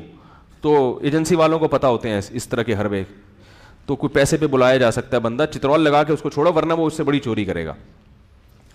تو اور پھر تبلیغ میں بھیج دو اس کو, پھر سیدھا ہو جائے گا انشاءاللہ, کیونکہ وہ اینٹی بایوٹک کے ساتھ طاقت کی خوراک بھی ضروری ہے, تو وہاں سے اس کو انشاءاللہ خوراک ملے گی. تو اس نے کہا کہ یہ کیسے ہو سکتا ہے, ہرقل بادشاہ سے بھی کلام ہوا تھا, اس نے کہا یہ کیسے ہو سکتا ہے کہ 40 سال تک کسی نے جھوٹ نہ بولا اور ایک دم اتنا بڑا جھوٹ بول دیا. تو ایسے وہ سوال پوچھتا گیا. پھر نجاشی نے کہا اچھا وہ اس کلام کی کچھ آیات سناؤ جو تم یہ کہتے ہو کہ محمد صلی اللہ علیہ وسلم پہ نازل ہوئی ہیں. تو حضرت جعفر طیار نے سورہ مریم کی آیات تلاوت کرنا شروع کر دی. جب وہ تلاوت کی ہیں تو نجاشی اور اس کے ساتھ جتنے پادری بیٹھے ہوئے تھے, جو عیسائیوں کے جن کو فادر کہا جاتا ہے, پادری کہا جاتا ہے, صحیح مستند روایات میں رو رو کے سب کی داڑیاں تر ہو گئیں. روتا رہا نجاشی, کہنے لگا خدا کی قسم یہ وہی کلام ہے جو عیسیٰ ابن مریم پہ نازل ہوا تھا. یہ وہی ایک ہی مشکات سے نکلے ہوئے یہ دو چراغ ہیں بالکل, کیونکہ وہ کلام اللہ کی حقیقت جانتا تھا کہ اللہ کے کلام کیسے ہوتا ہے, اور اسلام قبول کر لیا اس نے. سمجھ میں آ رہی ہے بات؟ واحد آدمی ہے جس کی نماز جنازہ محمد صلی اللہ علیہ وسلم نے غائبانہ پڑھائی ہے. ہم یہ کہتے ہیں نجاشی کی فضیلت ہے. اس کے علاوہ ایک روایت میں اور ملتا ہے کہ ام کلثوم کی نماز جنازہ پڑھائی, لیکن اس روایت کی سند کی مجھے پوری تحقیق نہیں ہے. لیکن ہم یہ کہتے ہیں کہ اگر یہ نبی کی غائبانہ نماز جنازہ باقاعدہ سنت ہوتی تو صحابہ اس پر عمل کرتے. کہیں بھی نہیں ہے کہ صحابہ نے کسی غائبانہ نماز جنازہ پڑھائی ہو یا نبی نے اس کے علاوہ کسی کی غائبانہ, حالانکہ کتنے صحابہ دوسرے ملکوں میں شہید ہوئے, خود حضرت جعفر طیار شہید ہوئے غزوہ موتہ میں, مگر آپ نے غائبانہ نماز جنازہ نہیں پڑھائی. تو اس سے پتہ چلتا ہے یہ سنت عمل نہیں ہے. اب کوئی بھی کہیں بھی جا رہا ہے تو فوراً اس کی غائبانہ نماز شروع ہو جاتی ہے. خیر, تو اللہ تعالیٰ نے جو ہے نا قرآن مجید میں ہمیں دونوں طرح سے, غیر مسلموں کے لیے بھی آیات ہیں جن میں بتایا جاتا ہے کہ جو اگر حق کی تلاش ہوگی تو تمہاری یہ کیفیت ہوگی, اور مسلمانوں کے لیے الگ سے آیات ہیں. یہ جو میں نے آیات پڑھی تھی مسلمانوں کے لیے, مسلمان غیر مسلم کے لیے مسئلہ ہے کہ وہ اسلام میں داخل نہیں ہو رہا, مسلمان کے لیے مسئلہ ہے کہ وہ آدھا آدھا داخل ہو رہا ہے, پورا داخل بولو نا یار نہیں, تمیز سے اسلام کو فالو کرنے کے لیے تیار نہیں, بس اتنا فالو کرتا ہے اسلام کو جس سے مسلمانوں کے قبرستان میں دفن ہو جائے کہ لوگ کہیں ہاں بھائی مسلمان تھا. کبھی جمعہ پڑھ لیا آ کے, کبھی عید کی نماز پڑھ لی, کچھ روزے بھی رکھ لیے, عبادات میں ڈنڈی مارے گا, پھر معاملات میں تو یعنی آج کا اسلام نے مالی معاملات میں ایک نمبر ہونے کی جتنی تاکید کی ہے اتنی تاکید شاید کسی اور معاملے میں نہ کی ہو. بار بار اسلام کہہ رہے ہیں مالی معاملات کو لکھو. لکھو کیوں؟ تاکہ کسی کا حق کھا نہ جاؤ. حافظے پر اعتماد مت کرو, بھولے سے بھی کسی کا حق کھانے کی اجازت بولو نا بھائی نہیں ہے. معاہدوں کی پابندی کرو, نہیں کرتے. وعدہ خلافی مت کرو. پوری دنیا میں جو مسلمانوں کا امیج جا رہا ہے دنیا کے سامنے وہ پازیٹیو بولو نا یار نہیں, وہ مثبت نہیں جا رہا. خاص طور پر ہمارے تاجر بھائی جو ہیں ان کا تو بہت ہی منفی جا رہا ہے. پتہ نہیں کیا کر رہے ہیں, کیا کیا دھوکے ہو رہے ہیں, چونا لگایا جا رہا ہے. ایسے بات کرے گا اپنی چیز بیچنے کے لیے آپ کا گلے ملنے کا دل چاہے گا, یار جس کو چھوڑ تو آ جا میرے ساتھ بھائی. ایسی تقریر کرے گا تو بعد میں دیکھو گے تو کیا ہوگا, کچھ بھی نہیں ہوگا. تو زبان صاف ہو. نبی صلی اللہ علیہ وسلم نے فرمایا کچھ بھی گناہ ہو سکتا ہے مسلمان سے, توبہ ہو سکتی ہے, لیکن مسلمان جھوٹ جھوٹ نہیں بول سکتا. آج مائیں اپنے بچوں کو جھوٹ بولنا سکھا رہی ہوتی ہیں اپنے عمل سے. شوہر کے سامنے جھوٹ بول رہی ہے نا, بچی سیکھتی ہے. باپ بیوی کے سامنے جھوٹ بول رہا ہے اور بیٹا سن رہا ہے. بیٹے کو پتا ہے کہ میرے ابا میری امی کو کیا بنا رہا ہے, بے وقوف. پھر آپ 100 دفعہ بیٹے کے سامنے سچ پہ تقریریں کرو, بیٹا آپ سے متاثر نہیں ہوگا, وہ جھوٹ بولے گا. اللہ کے بندو جھوٹ بولنا ہوں تو کم از کم بچوں کے سامنے مت بولا کرو. بچے سیکھتے ہیں. بچوں کو بتاؤ کہ ہمارے ابا نے تو ہم کو سکھا دیا جھوٹ بولنا, ٹھیک ہے اس لیے ہم بول رہے ہیں, لیکن ہم آپ کو ضروری نہیں ابا نے سکھایا ہو. بعض دفعہ ابا اچھا سکھاتے ہیں, بچہ خود بھی غلط ہوتا ہے بعض دفعہ. لیکن یہ بہت بری حرکت ہے. بچوں سے کبھی جھوٹا وعدہ مت کرو. جیسے آپ نے کہہ دیا, ان کو کوئی تنگ کر رہے ہیں بچے نا, تو آپ نے کہہ دیا اچھا چلو شام کو پارک لے کے جاؤں گا, تو اس کا مطلب ہے آپ کو لے کے جانا ہے. لوگ یہ غلطیاں کر رہے ہوتے ہیں کہ یار ابھی تو ٹہلا دو پھر دیکھیں گے. تو بچہ سمجھ جاتا ہے کہ میرا ابا کی زبان پہ کچھ اور ہوتا ہے, دل میں کچھ اور ہوتا ہے. ہم کوئی بہت نیک آدمی نہیں ہیں, بہت ہی نالائق ہیں, لیکن ہمارے بچوں کو میرے بارے میں پتہ ہوتا ہے ابا نے بول دیا تو اب ہوگا, تبھی وہ اگلواتے ہیں, اور میں اگلتا نہیں ہوں. حقیقت ہے, وہ اگلواتے ہیں ابا یہ بولے, میں نہیں بولوں گا. مجھے پتہ ہے ابھی کی ٹینشن جو ہے نا یہ کم ہے, لیکن ایک دفعہ بچوں کو جھوٹ بولنے کی عادت پڑ گئی, یہ مسئلہ کیا ہے, یہ زندگی بھر کی ٹینشن ہے. پتہ ہی نہیں چلتا, جھوٹے کی زبان کا کوئی اعتبار ہی نہیں ہے, کب کیا بول دے کب کیا بول دے. تو جھوٹ بول رہے ہیں, سیاستدان بھی جھوٹ بول رہے ہیں, اور مذہبی جو 2 نمبر قسم کے جو ہمارے بعض پیر بنے ہوئے ہیں وہ بھی جھوٹ بول رہے ہیں مریدوں سے. مجھے آج یہ خواب آیا, میں نے نبی کو خواب میں دیکھا, میں نے دیکھا. وہ ایک میں پیر کا واقعہ سناتا ہوں نا. ایک مرید نے آ کے اپنے پیر صاحب سے کہا, پیر صاحب آج میں نے خواب دیکھا کہ میری 10 انگلیاں گندگی میں پہانے میں اور آپ کی 10 انگلیاں دیسی گھی میں. تو پیر صاحب نے کہا یہی تو فرق ہے میرے اور تم میں, میری انگلیاں گھی میں تمہاری انگلیاں گندگی میں, یہی تو فرق ہے. اس نے کہا ابھی خواب کمپلیٹ نہیں ہوا ہے. کہ میں نے دیکھا کہ میری انگلیاں آپ چاٹ رہے ہیں, آپ کی انگلیاں میں چاٹ رہا ہوں. سمجھ رہے ہو؟ تو ایسے پیروں کو اس طرح سے بنایا کرو, کیونکہ فوراً کہہ دیں گے یہ سچا خواب ہے. جب ان سے منہ سے اگلوا لیا سچا خواب ہے پھر کمپلیٹ کرو, کیونکہ پہلے بتا دیا تو فوراً بولیں گے یہ شیطانی وسوسہ ہے, شیطان تمہیں میرے خلاف کیا کر رہا ہے, ورغلا رہا ہے. تو اللہ نے کہا ادخلوا فی السلم کافہ, پورے کے پورے اسلام میں داخل ہو جاؤ. تو ہم پورے اسلام میں داخل ہونے کے لیے تیار نہیں. اسلام میں داڑھی بھی ہے بھائی, ہمت کر کے رکھ لو یار, کیا جا رہا ہے بھائی, یہاں تک بڑھا لو داڑھی. میری تو ہے ہی نہیں نا, اس لیے کیا کروں, اپنے اشارے یہاں تک کر رہا ہے خود کی, یہاں تک ایک مٹھی تو رکھو داڑھی. تو داڑھی رکھ لو, کچھ بھی نہیں ہوتا, ببر شیر لگو گے, کوئی اتنی بڑی ٹینشن نہیں ہے, کوئی داڑھی کا وزن نہیں ہوتا. جب اللہ کے رسول نے حکم دے دیا تو بحث حجت بازی چھوڑو, بس رکھ لو یار ہمت کر کے, کچھ بھی نہیں ہوگا. بیوی خوش ہوگی انشاءاللہ, بولے میں آدمی لگ رہا ہوں میں, ٹھیک ہے نا. کسی بغیر داڑھی والے کی توہین مقصد نہیں ہے, لیکن ہمت کر کے رکھ لو. تھوڑا سا اظہار ٹخنے سے اوپر رکھ لو یار, کیا جا رہا ہے اس میں, کچھ بھی نہیں ہوگا. اللہ کے نبی نے مرد کو حکم دیا ہے کہ وہ اظہار ٹخنوں سے نیچے نہ رکھے. فتوے آپ کو مارکیٹ میں ہر قسم کے مل جائیں گے, پینٹ فولڈ کرنا ناجائز ہے, تو یوں بھائی فولڈ کرنا ضروری ہے, کیونکہ وہ نبی صلی اللہ علیہ وسلم نے مرد کے لیے حکم دیا ہے کہ کوئی بھی چیز اوپر سے آ رہی ہو تو وہ ٹخنوں سے نیچے مرد نہیں لے جا سکتے. ان اللہ لا يقبل صلاۃ رجل مسبل ازارہ, صحیح بخاری کی حدیث, اللہ اس شخص کی نماز قبول نہیں کرتے جس کا اظہار ٹخنوں سے. میں نے ڈاکٹر ذاکر نائک سے ملاقات کی, لوگ کہتے ہیں وہ بہت لبرل ہیں. میں جب ان کے گھر گیا ملاقات کے لیے, ان کی شلوار آدھی پنڈلی تک تھی, آدھی پنڈلی تک شلوار تھی. تو ڈاکٹر ذاکر نائک بھی اس کے قائل ہیں, سمجھ رہے ہیں بات کو.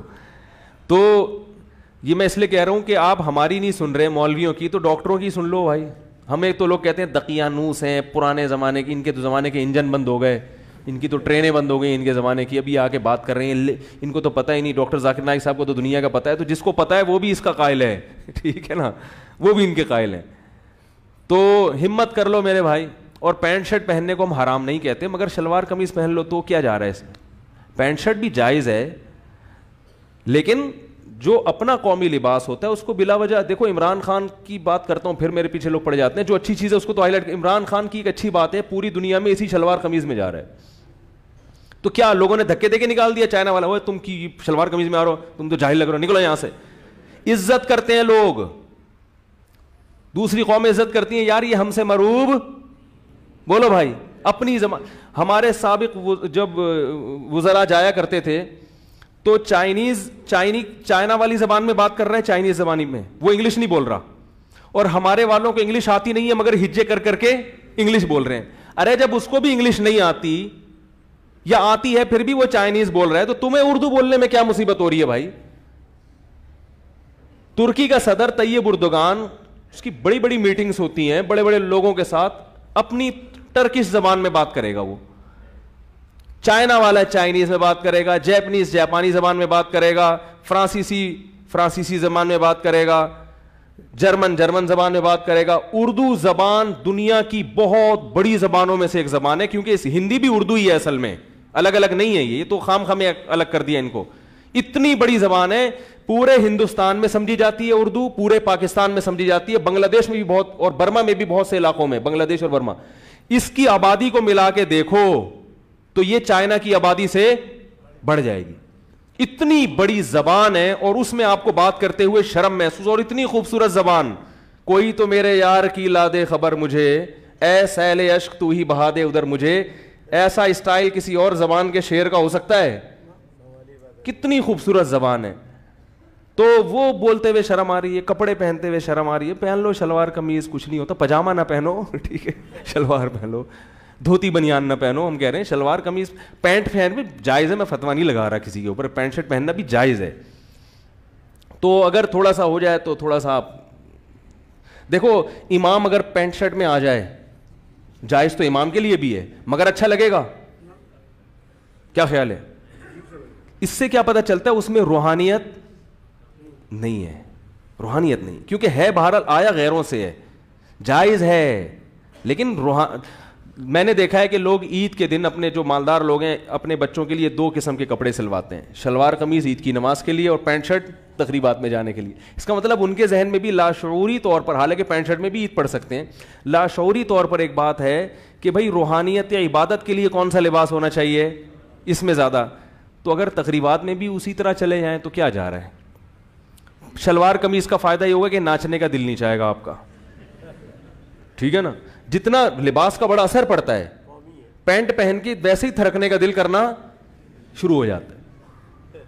تو جائز وہ بھی ہے, میں بار بار کہہ رہا ہوں, کوئی پینٹ والے کو میں غلط نہیں کہہ رہا, جائز وہ بھی ہے, بہتر کی بات کر رہا ہوں. اپنے لباس, عربوں نے دیکھو جبہ نہیں چھوڑا اب تک, ان کے حکمران جبہ ہی پہنتے ہیں جہاں بھی جائیں گے. تو یہ مانتا ہوں کہ پینٹ شرٹ گوروں کا لباس نہیں ہے, پوری دنیا نے اس کو ایک لباس کے طور پر تسلیم کر لیا ہے, ایک پراپر ڈریس کے طور پہ مان لیا ہے. تو اس لیے میں کہہ رہا ہوں ٹھیک ہے, وہ بھی غلط نہیں ہے. تو لیکن اپنا پہنو گے تو ایک اچھا سا لگے گا. پوری دنیا میں کہیں بھی جاؤ گے, شلوار دیکھ کے پتہ چل جائے گا پاکستان سے آئے. اب دیکھو میں کہیں بھی جاتا ہوں تو کہیں کوئی شلوار قمیض میں نظر آ جائے نا, فوراً سلام استڑے ماشے کرنے کا دل چاہتا ہے اس سے, اور وہی کیا لنڈی والا انخا دے ٹول مول ٹھیک ٹھاک, تو ایک دم اپنائیت کا احساس شروع ہو جاتا ہے. تو اس لیے خیر اس کا اسلام کے بنیادی مسائل سے تعلق نہیں ہے, لیکن جو بنیادی چیزیں ہیں اس کے بارے میں اللہ کہہ رہے ہیں ادخلوا فی السلم کافہ, پورے مسلمان کے بچے بن جاؤ, ٹھیک ہے نا, آدھا تیتر آدھا بٹیر مت چلو. اللہ تعالیٰ عمل کی توفیق عطا فرمائے. وما علینا الا البلاغ.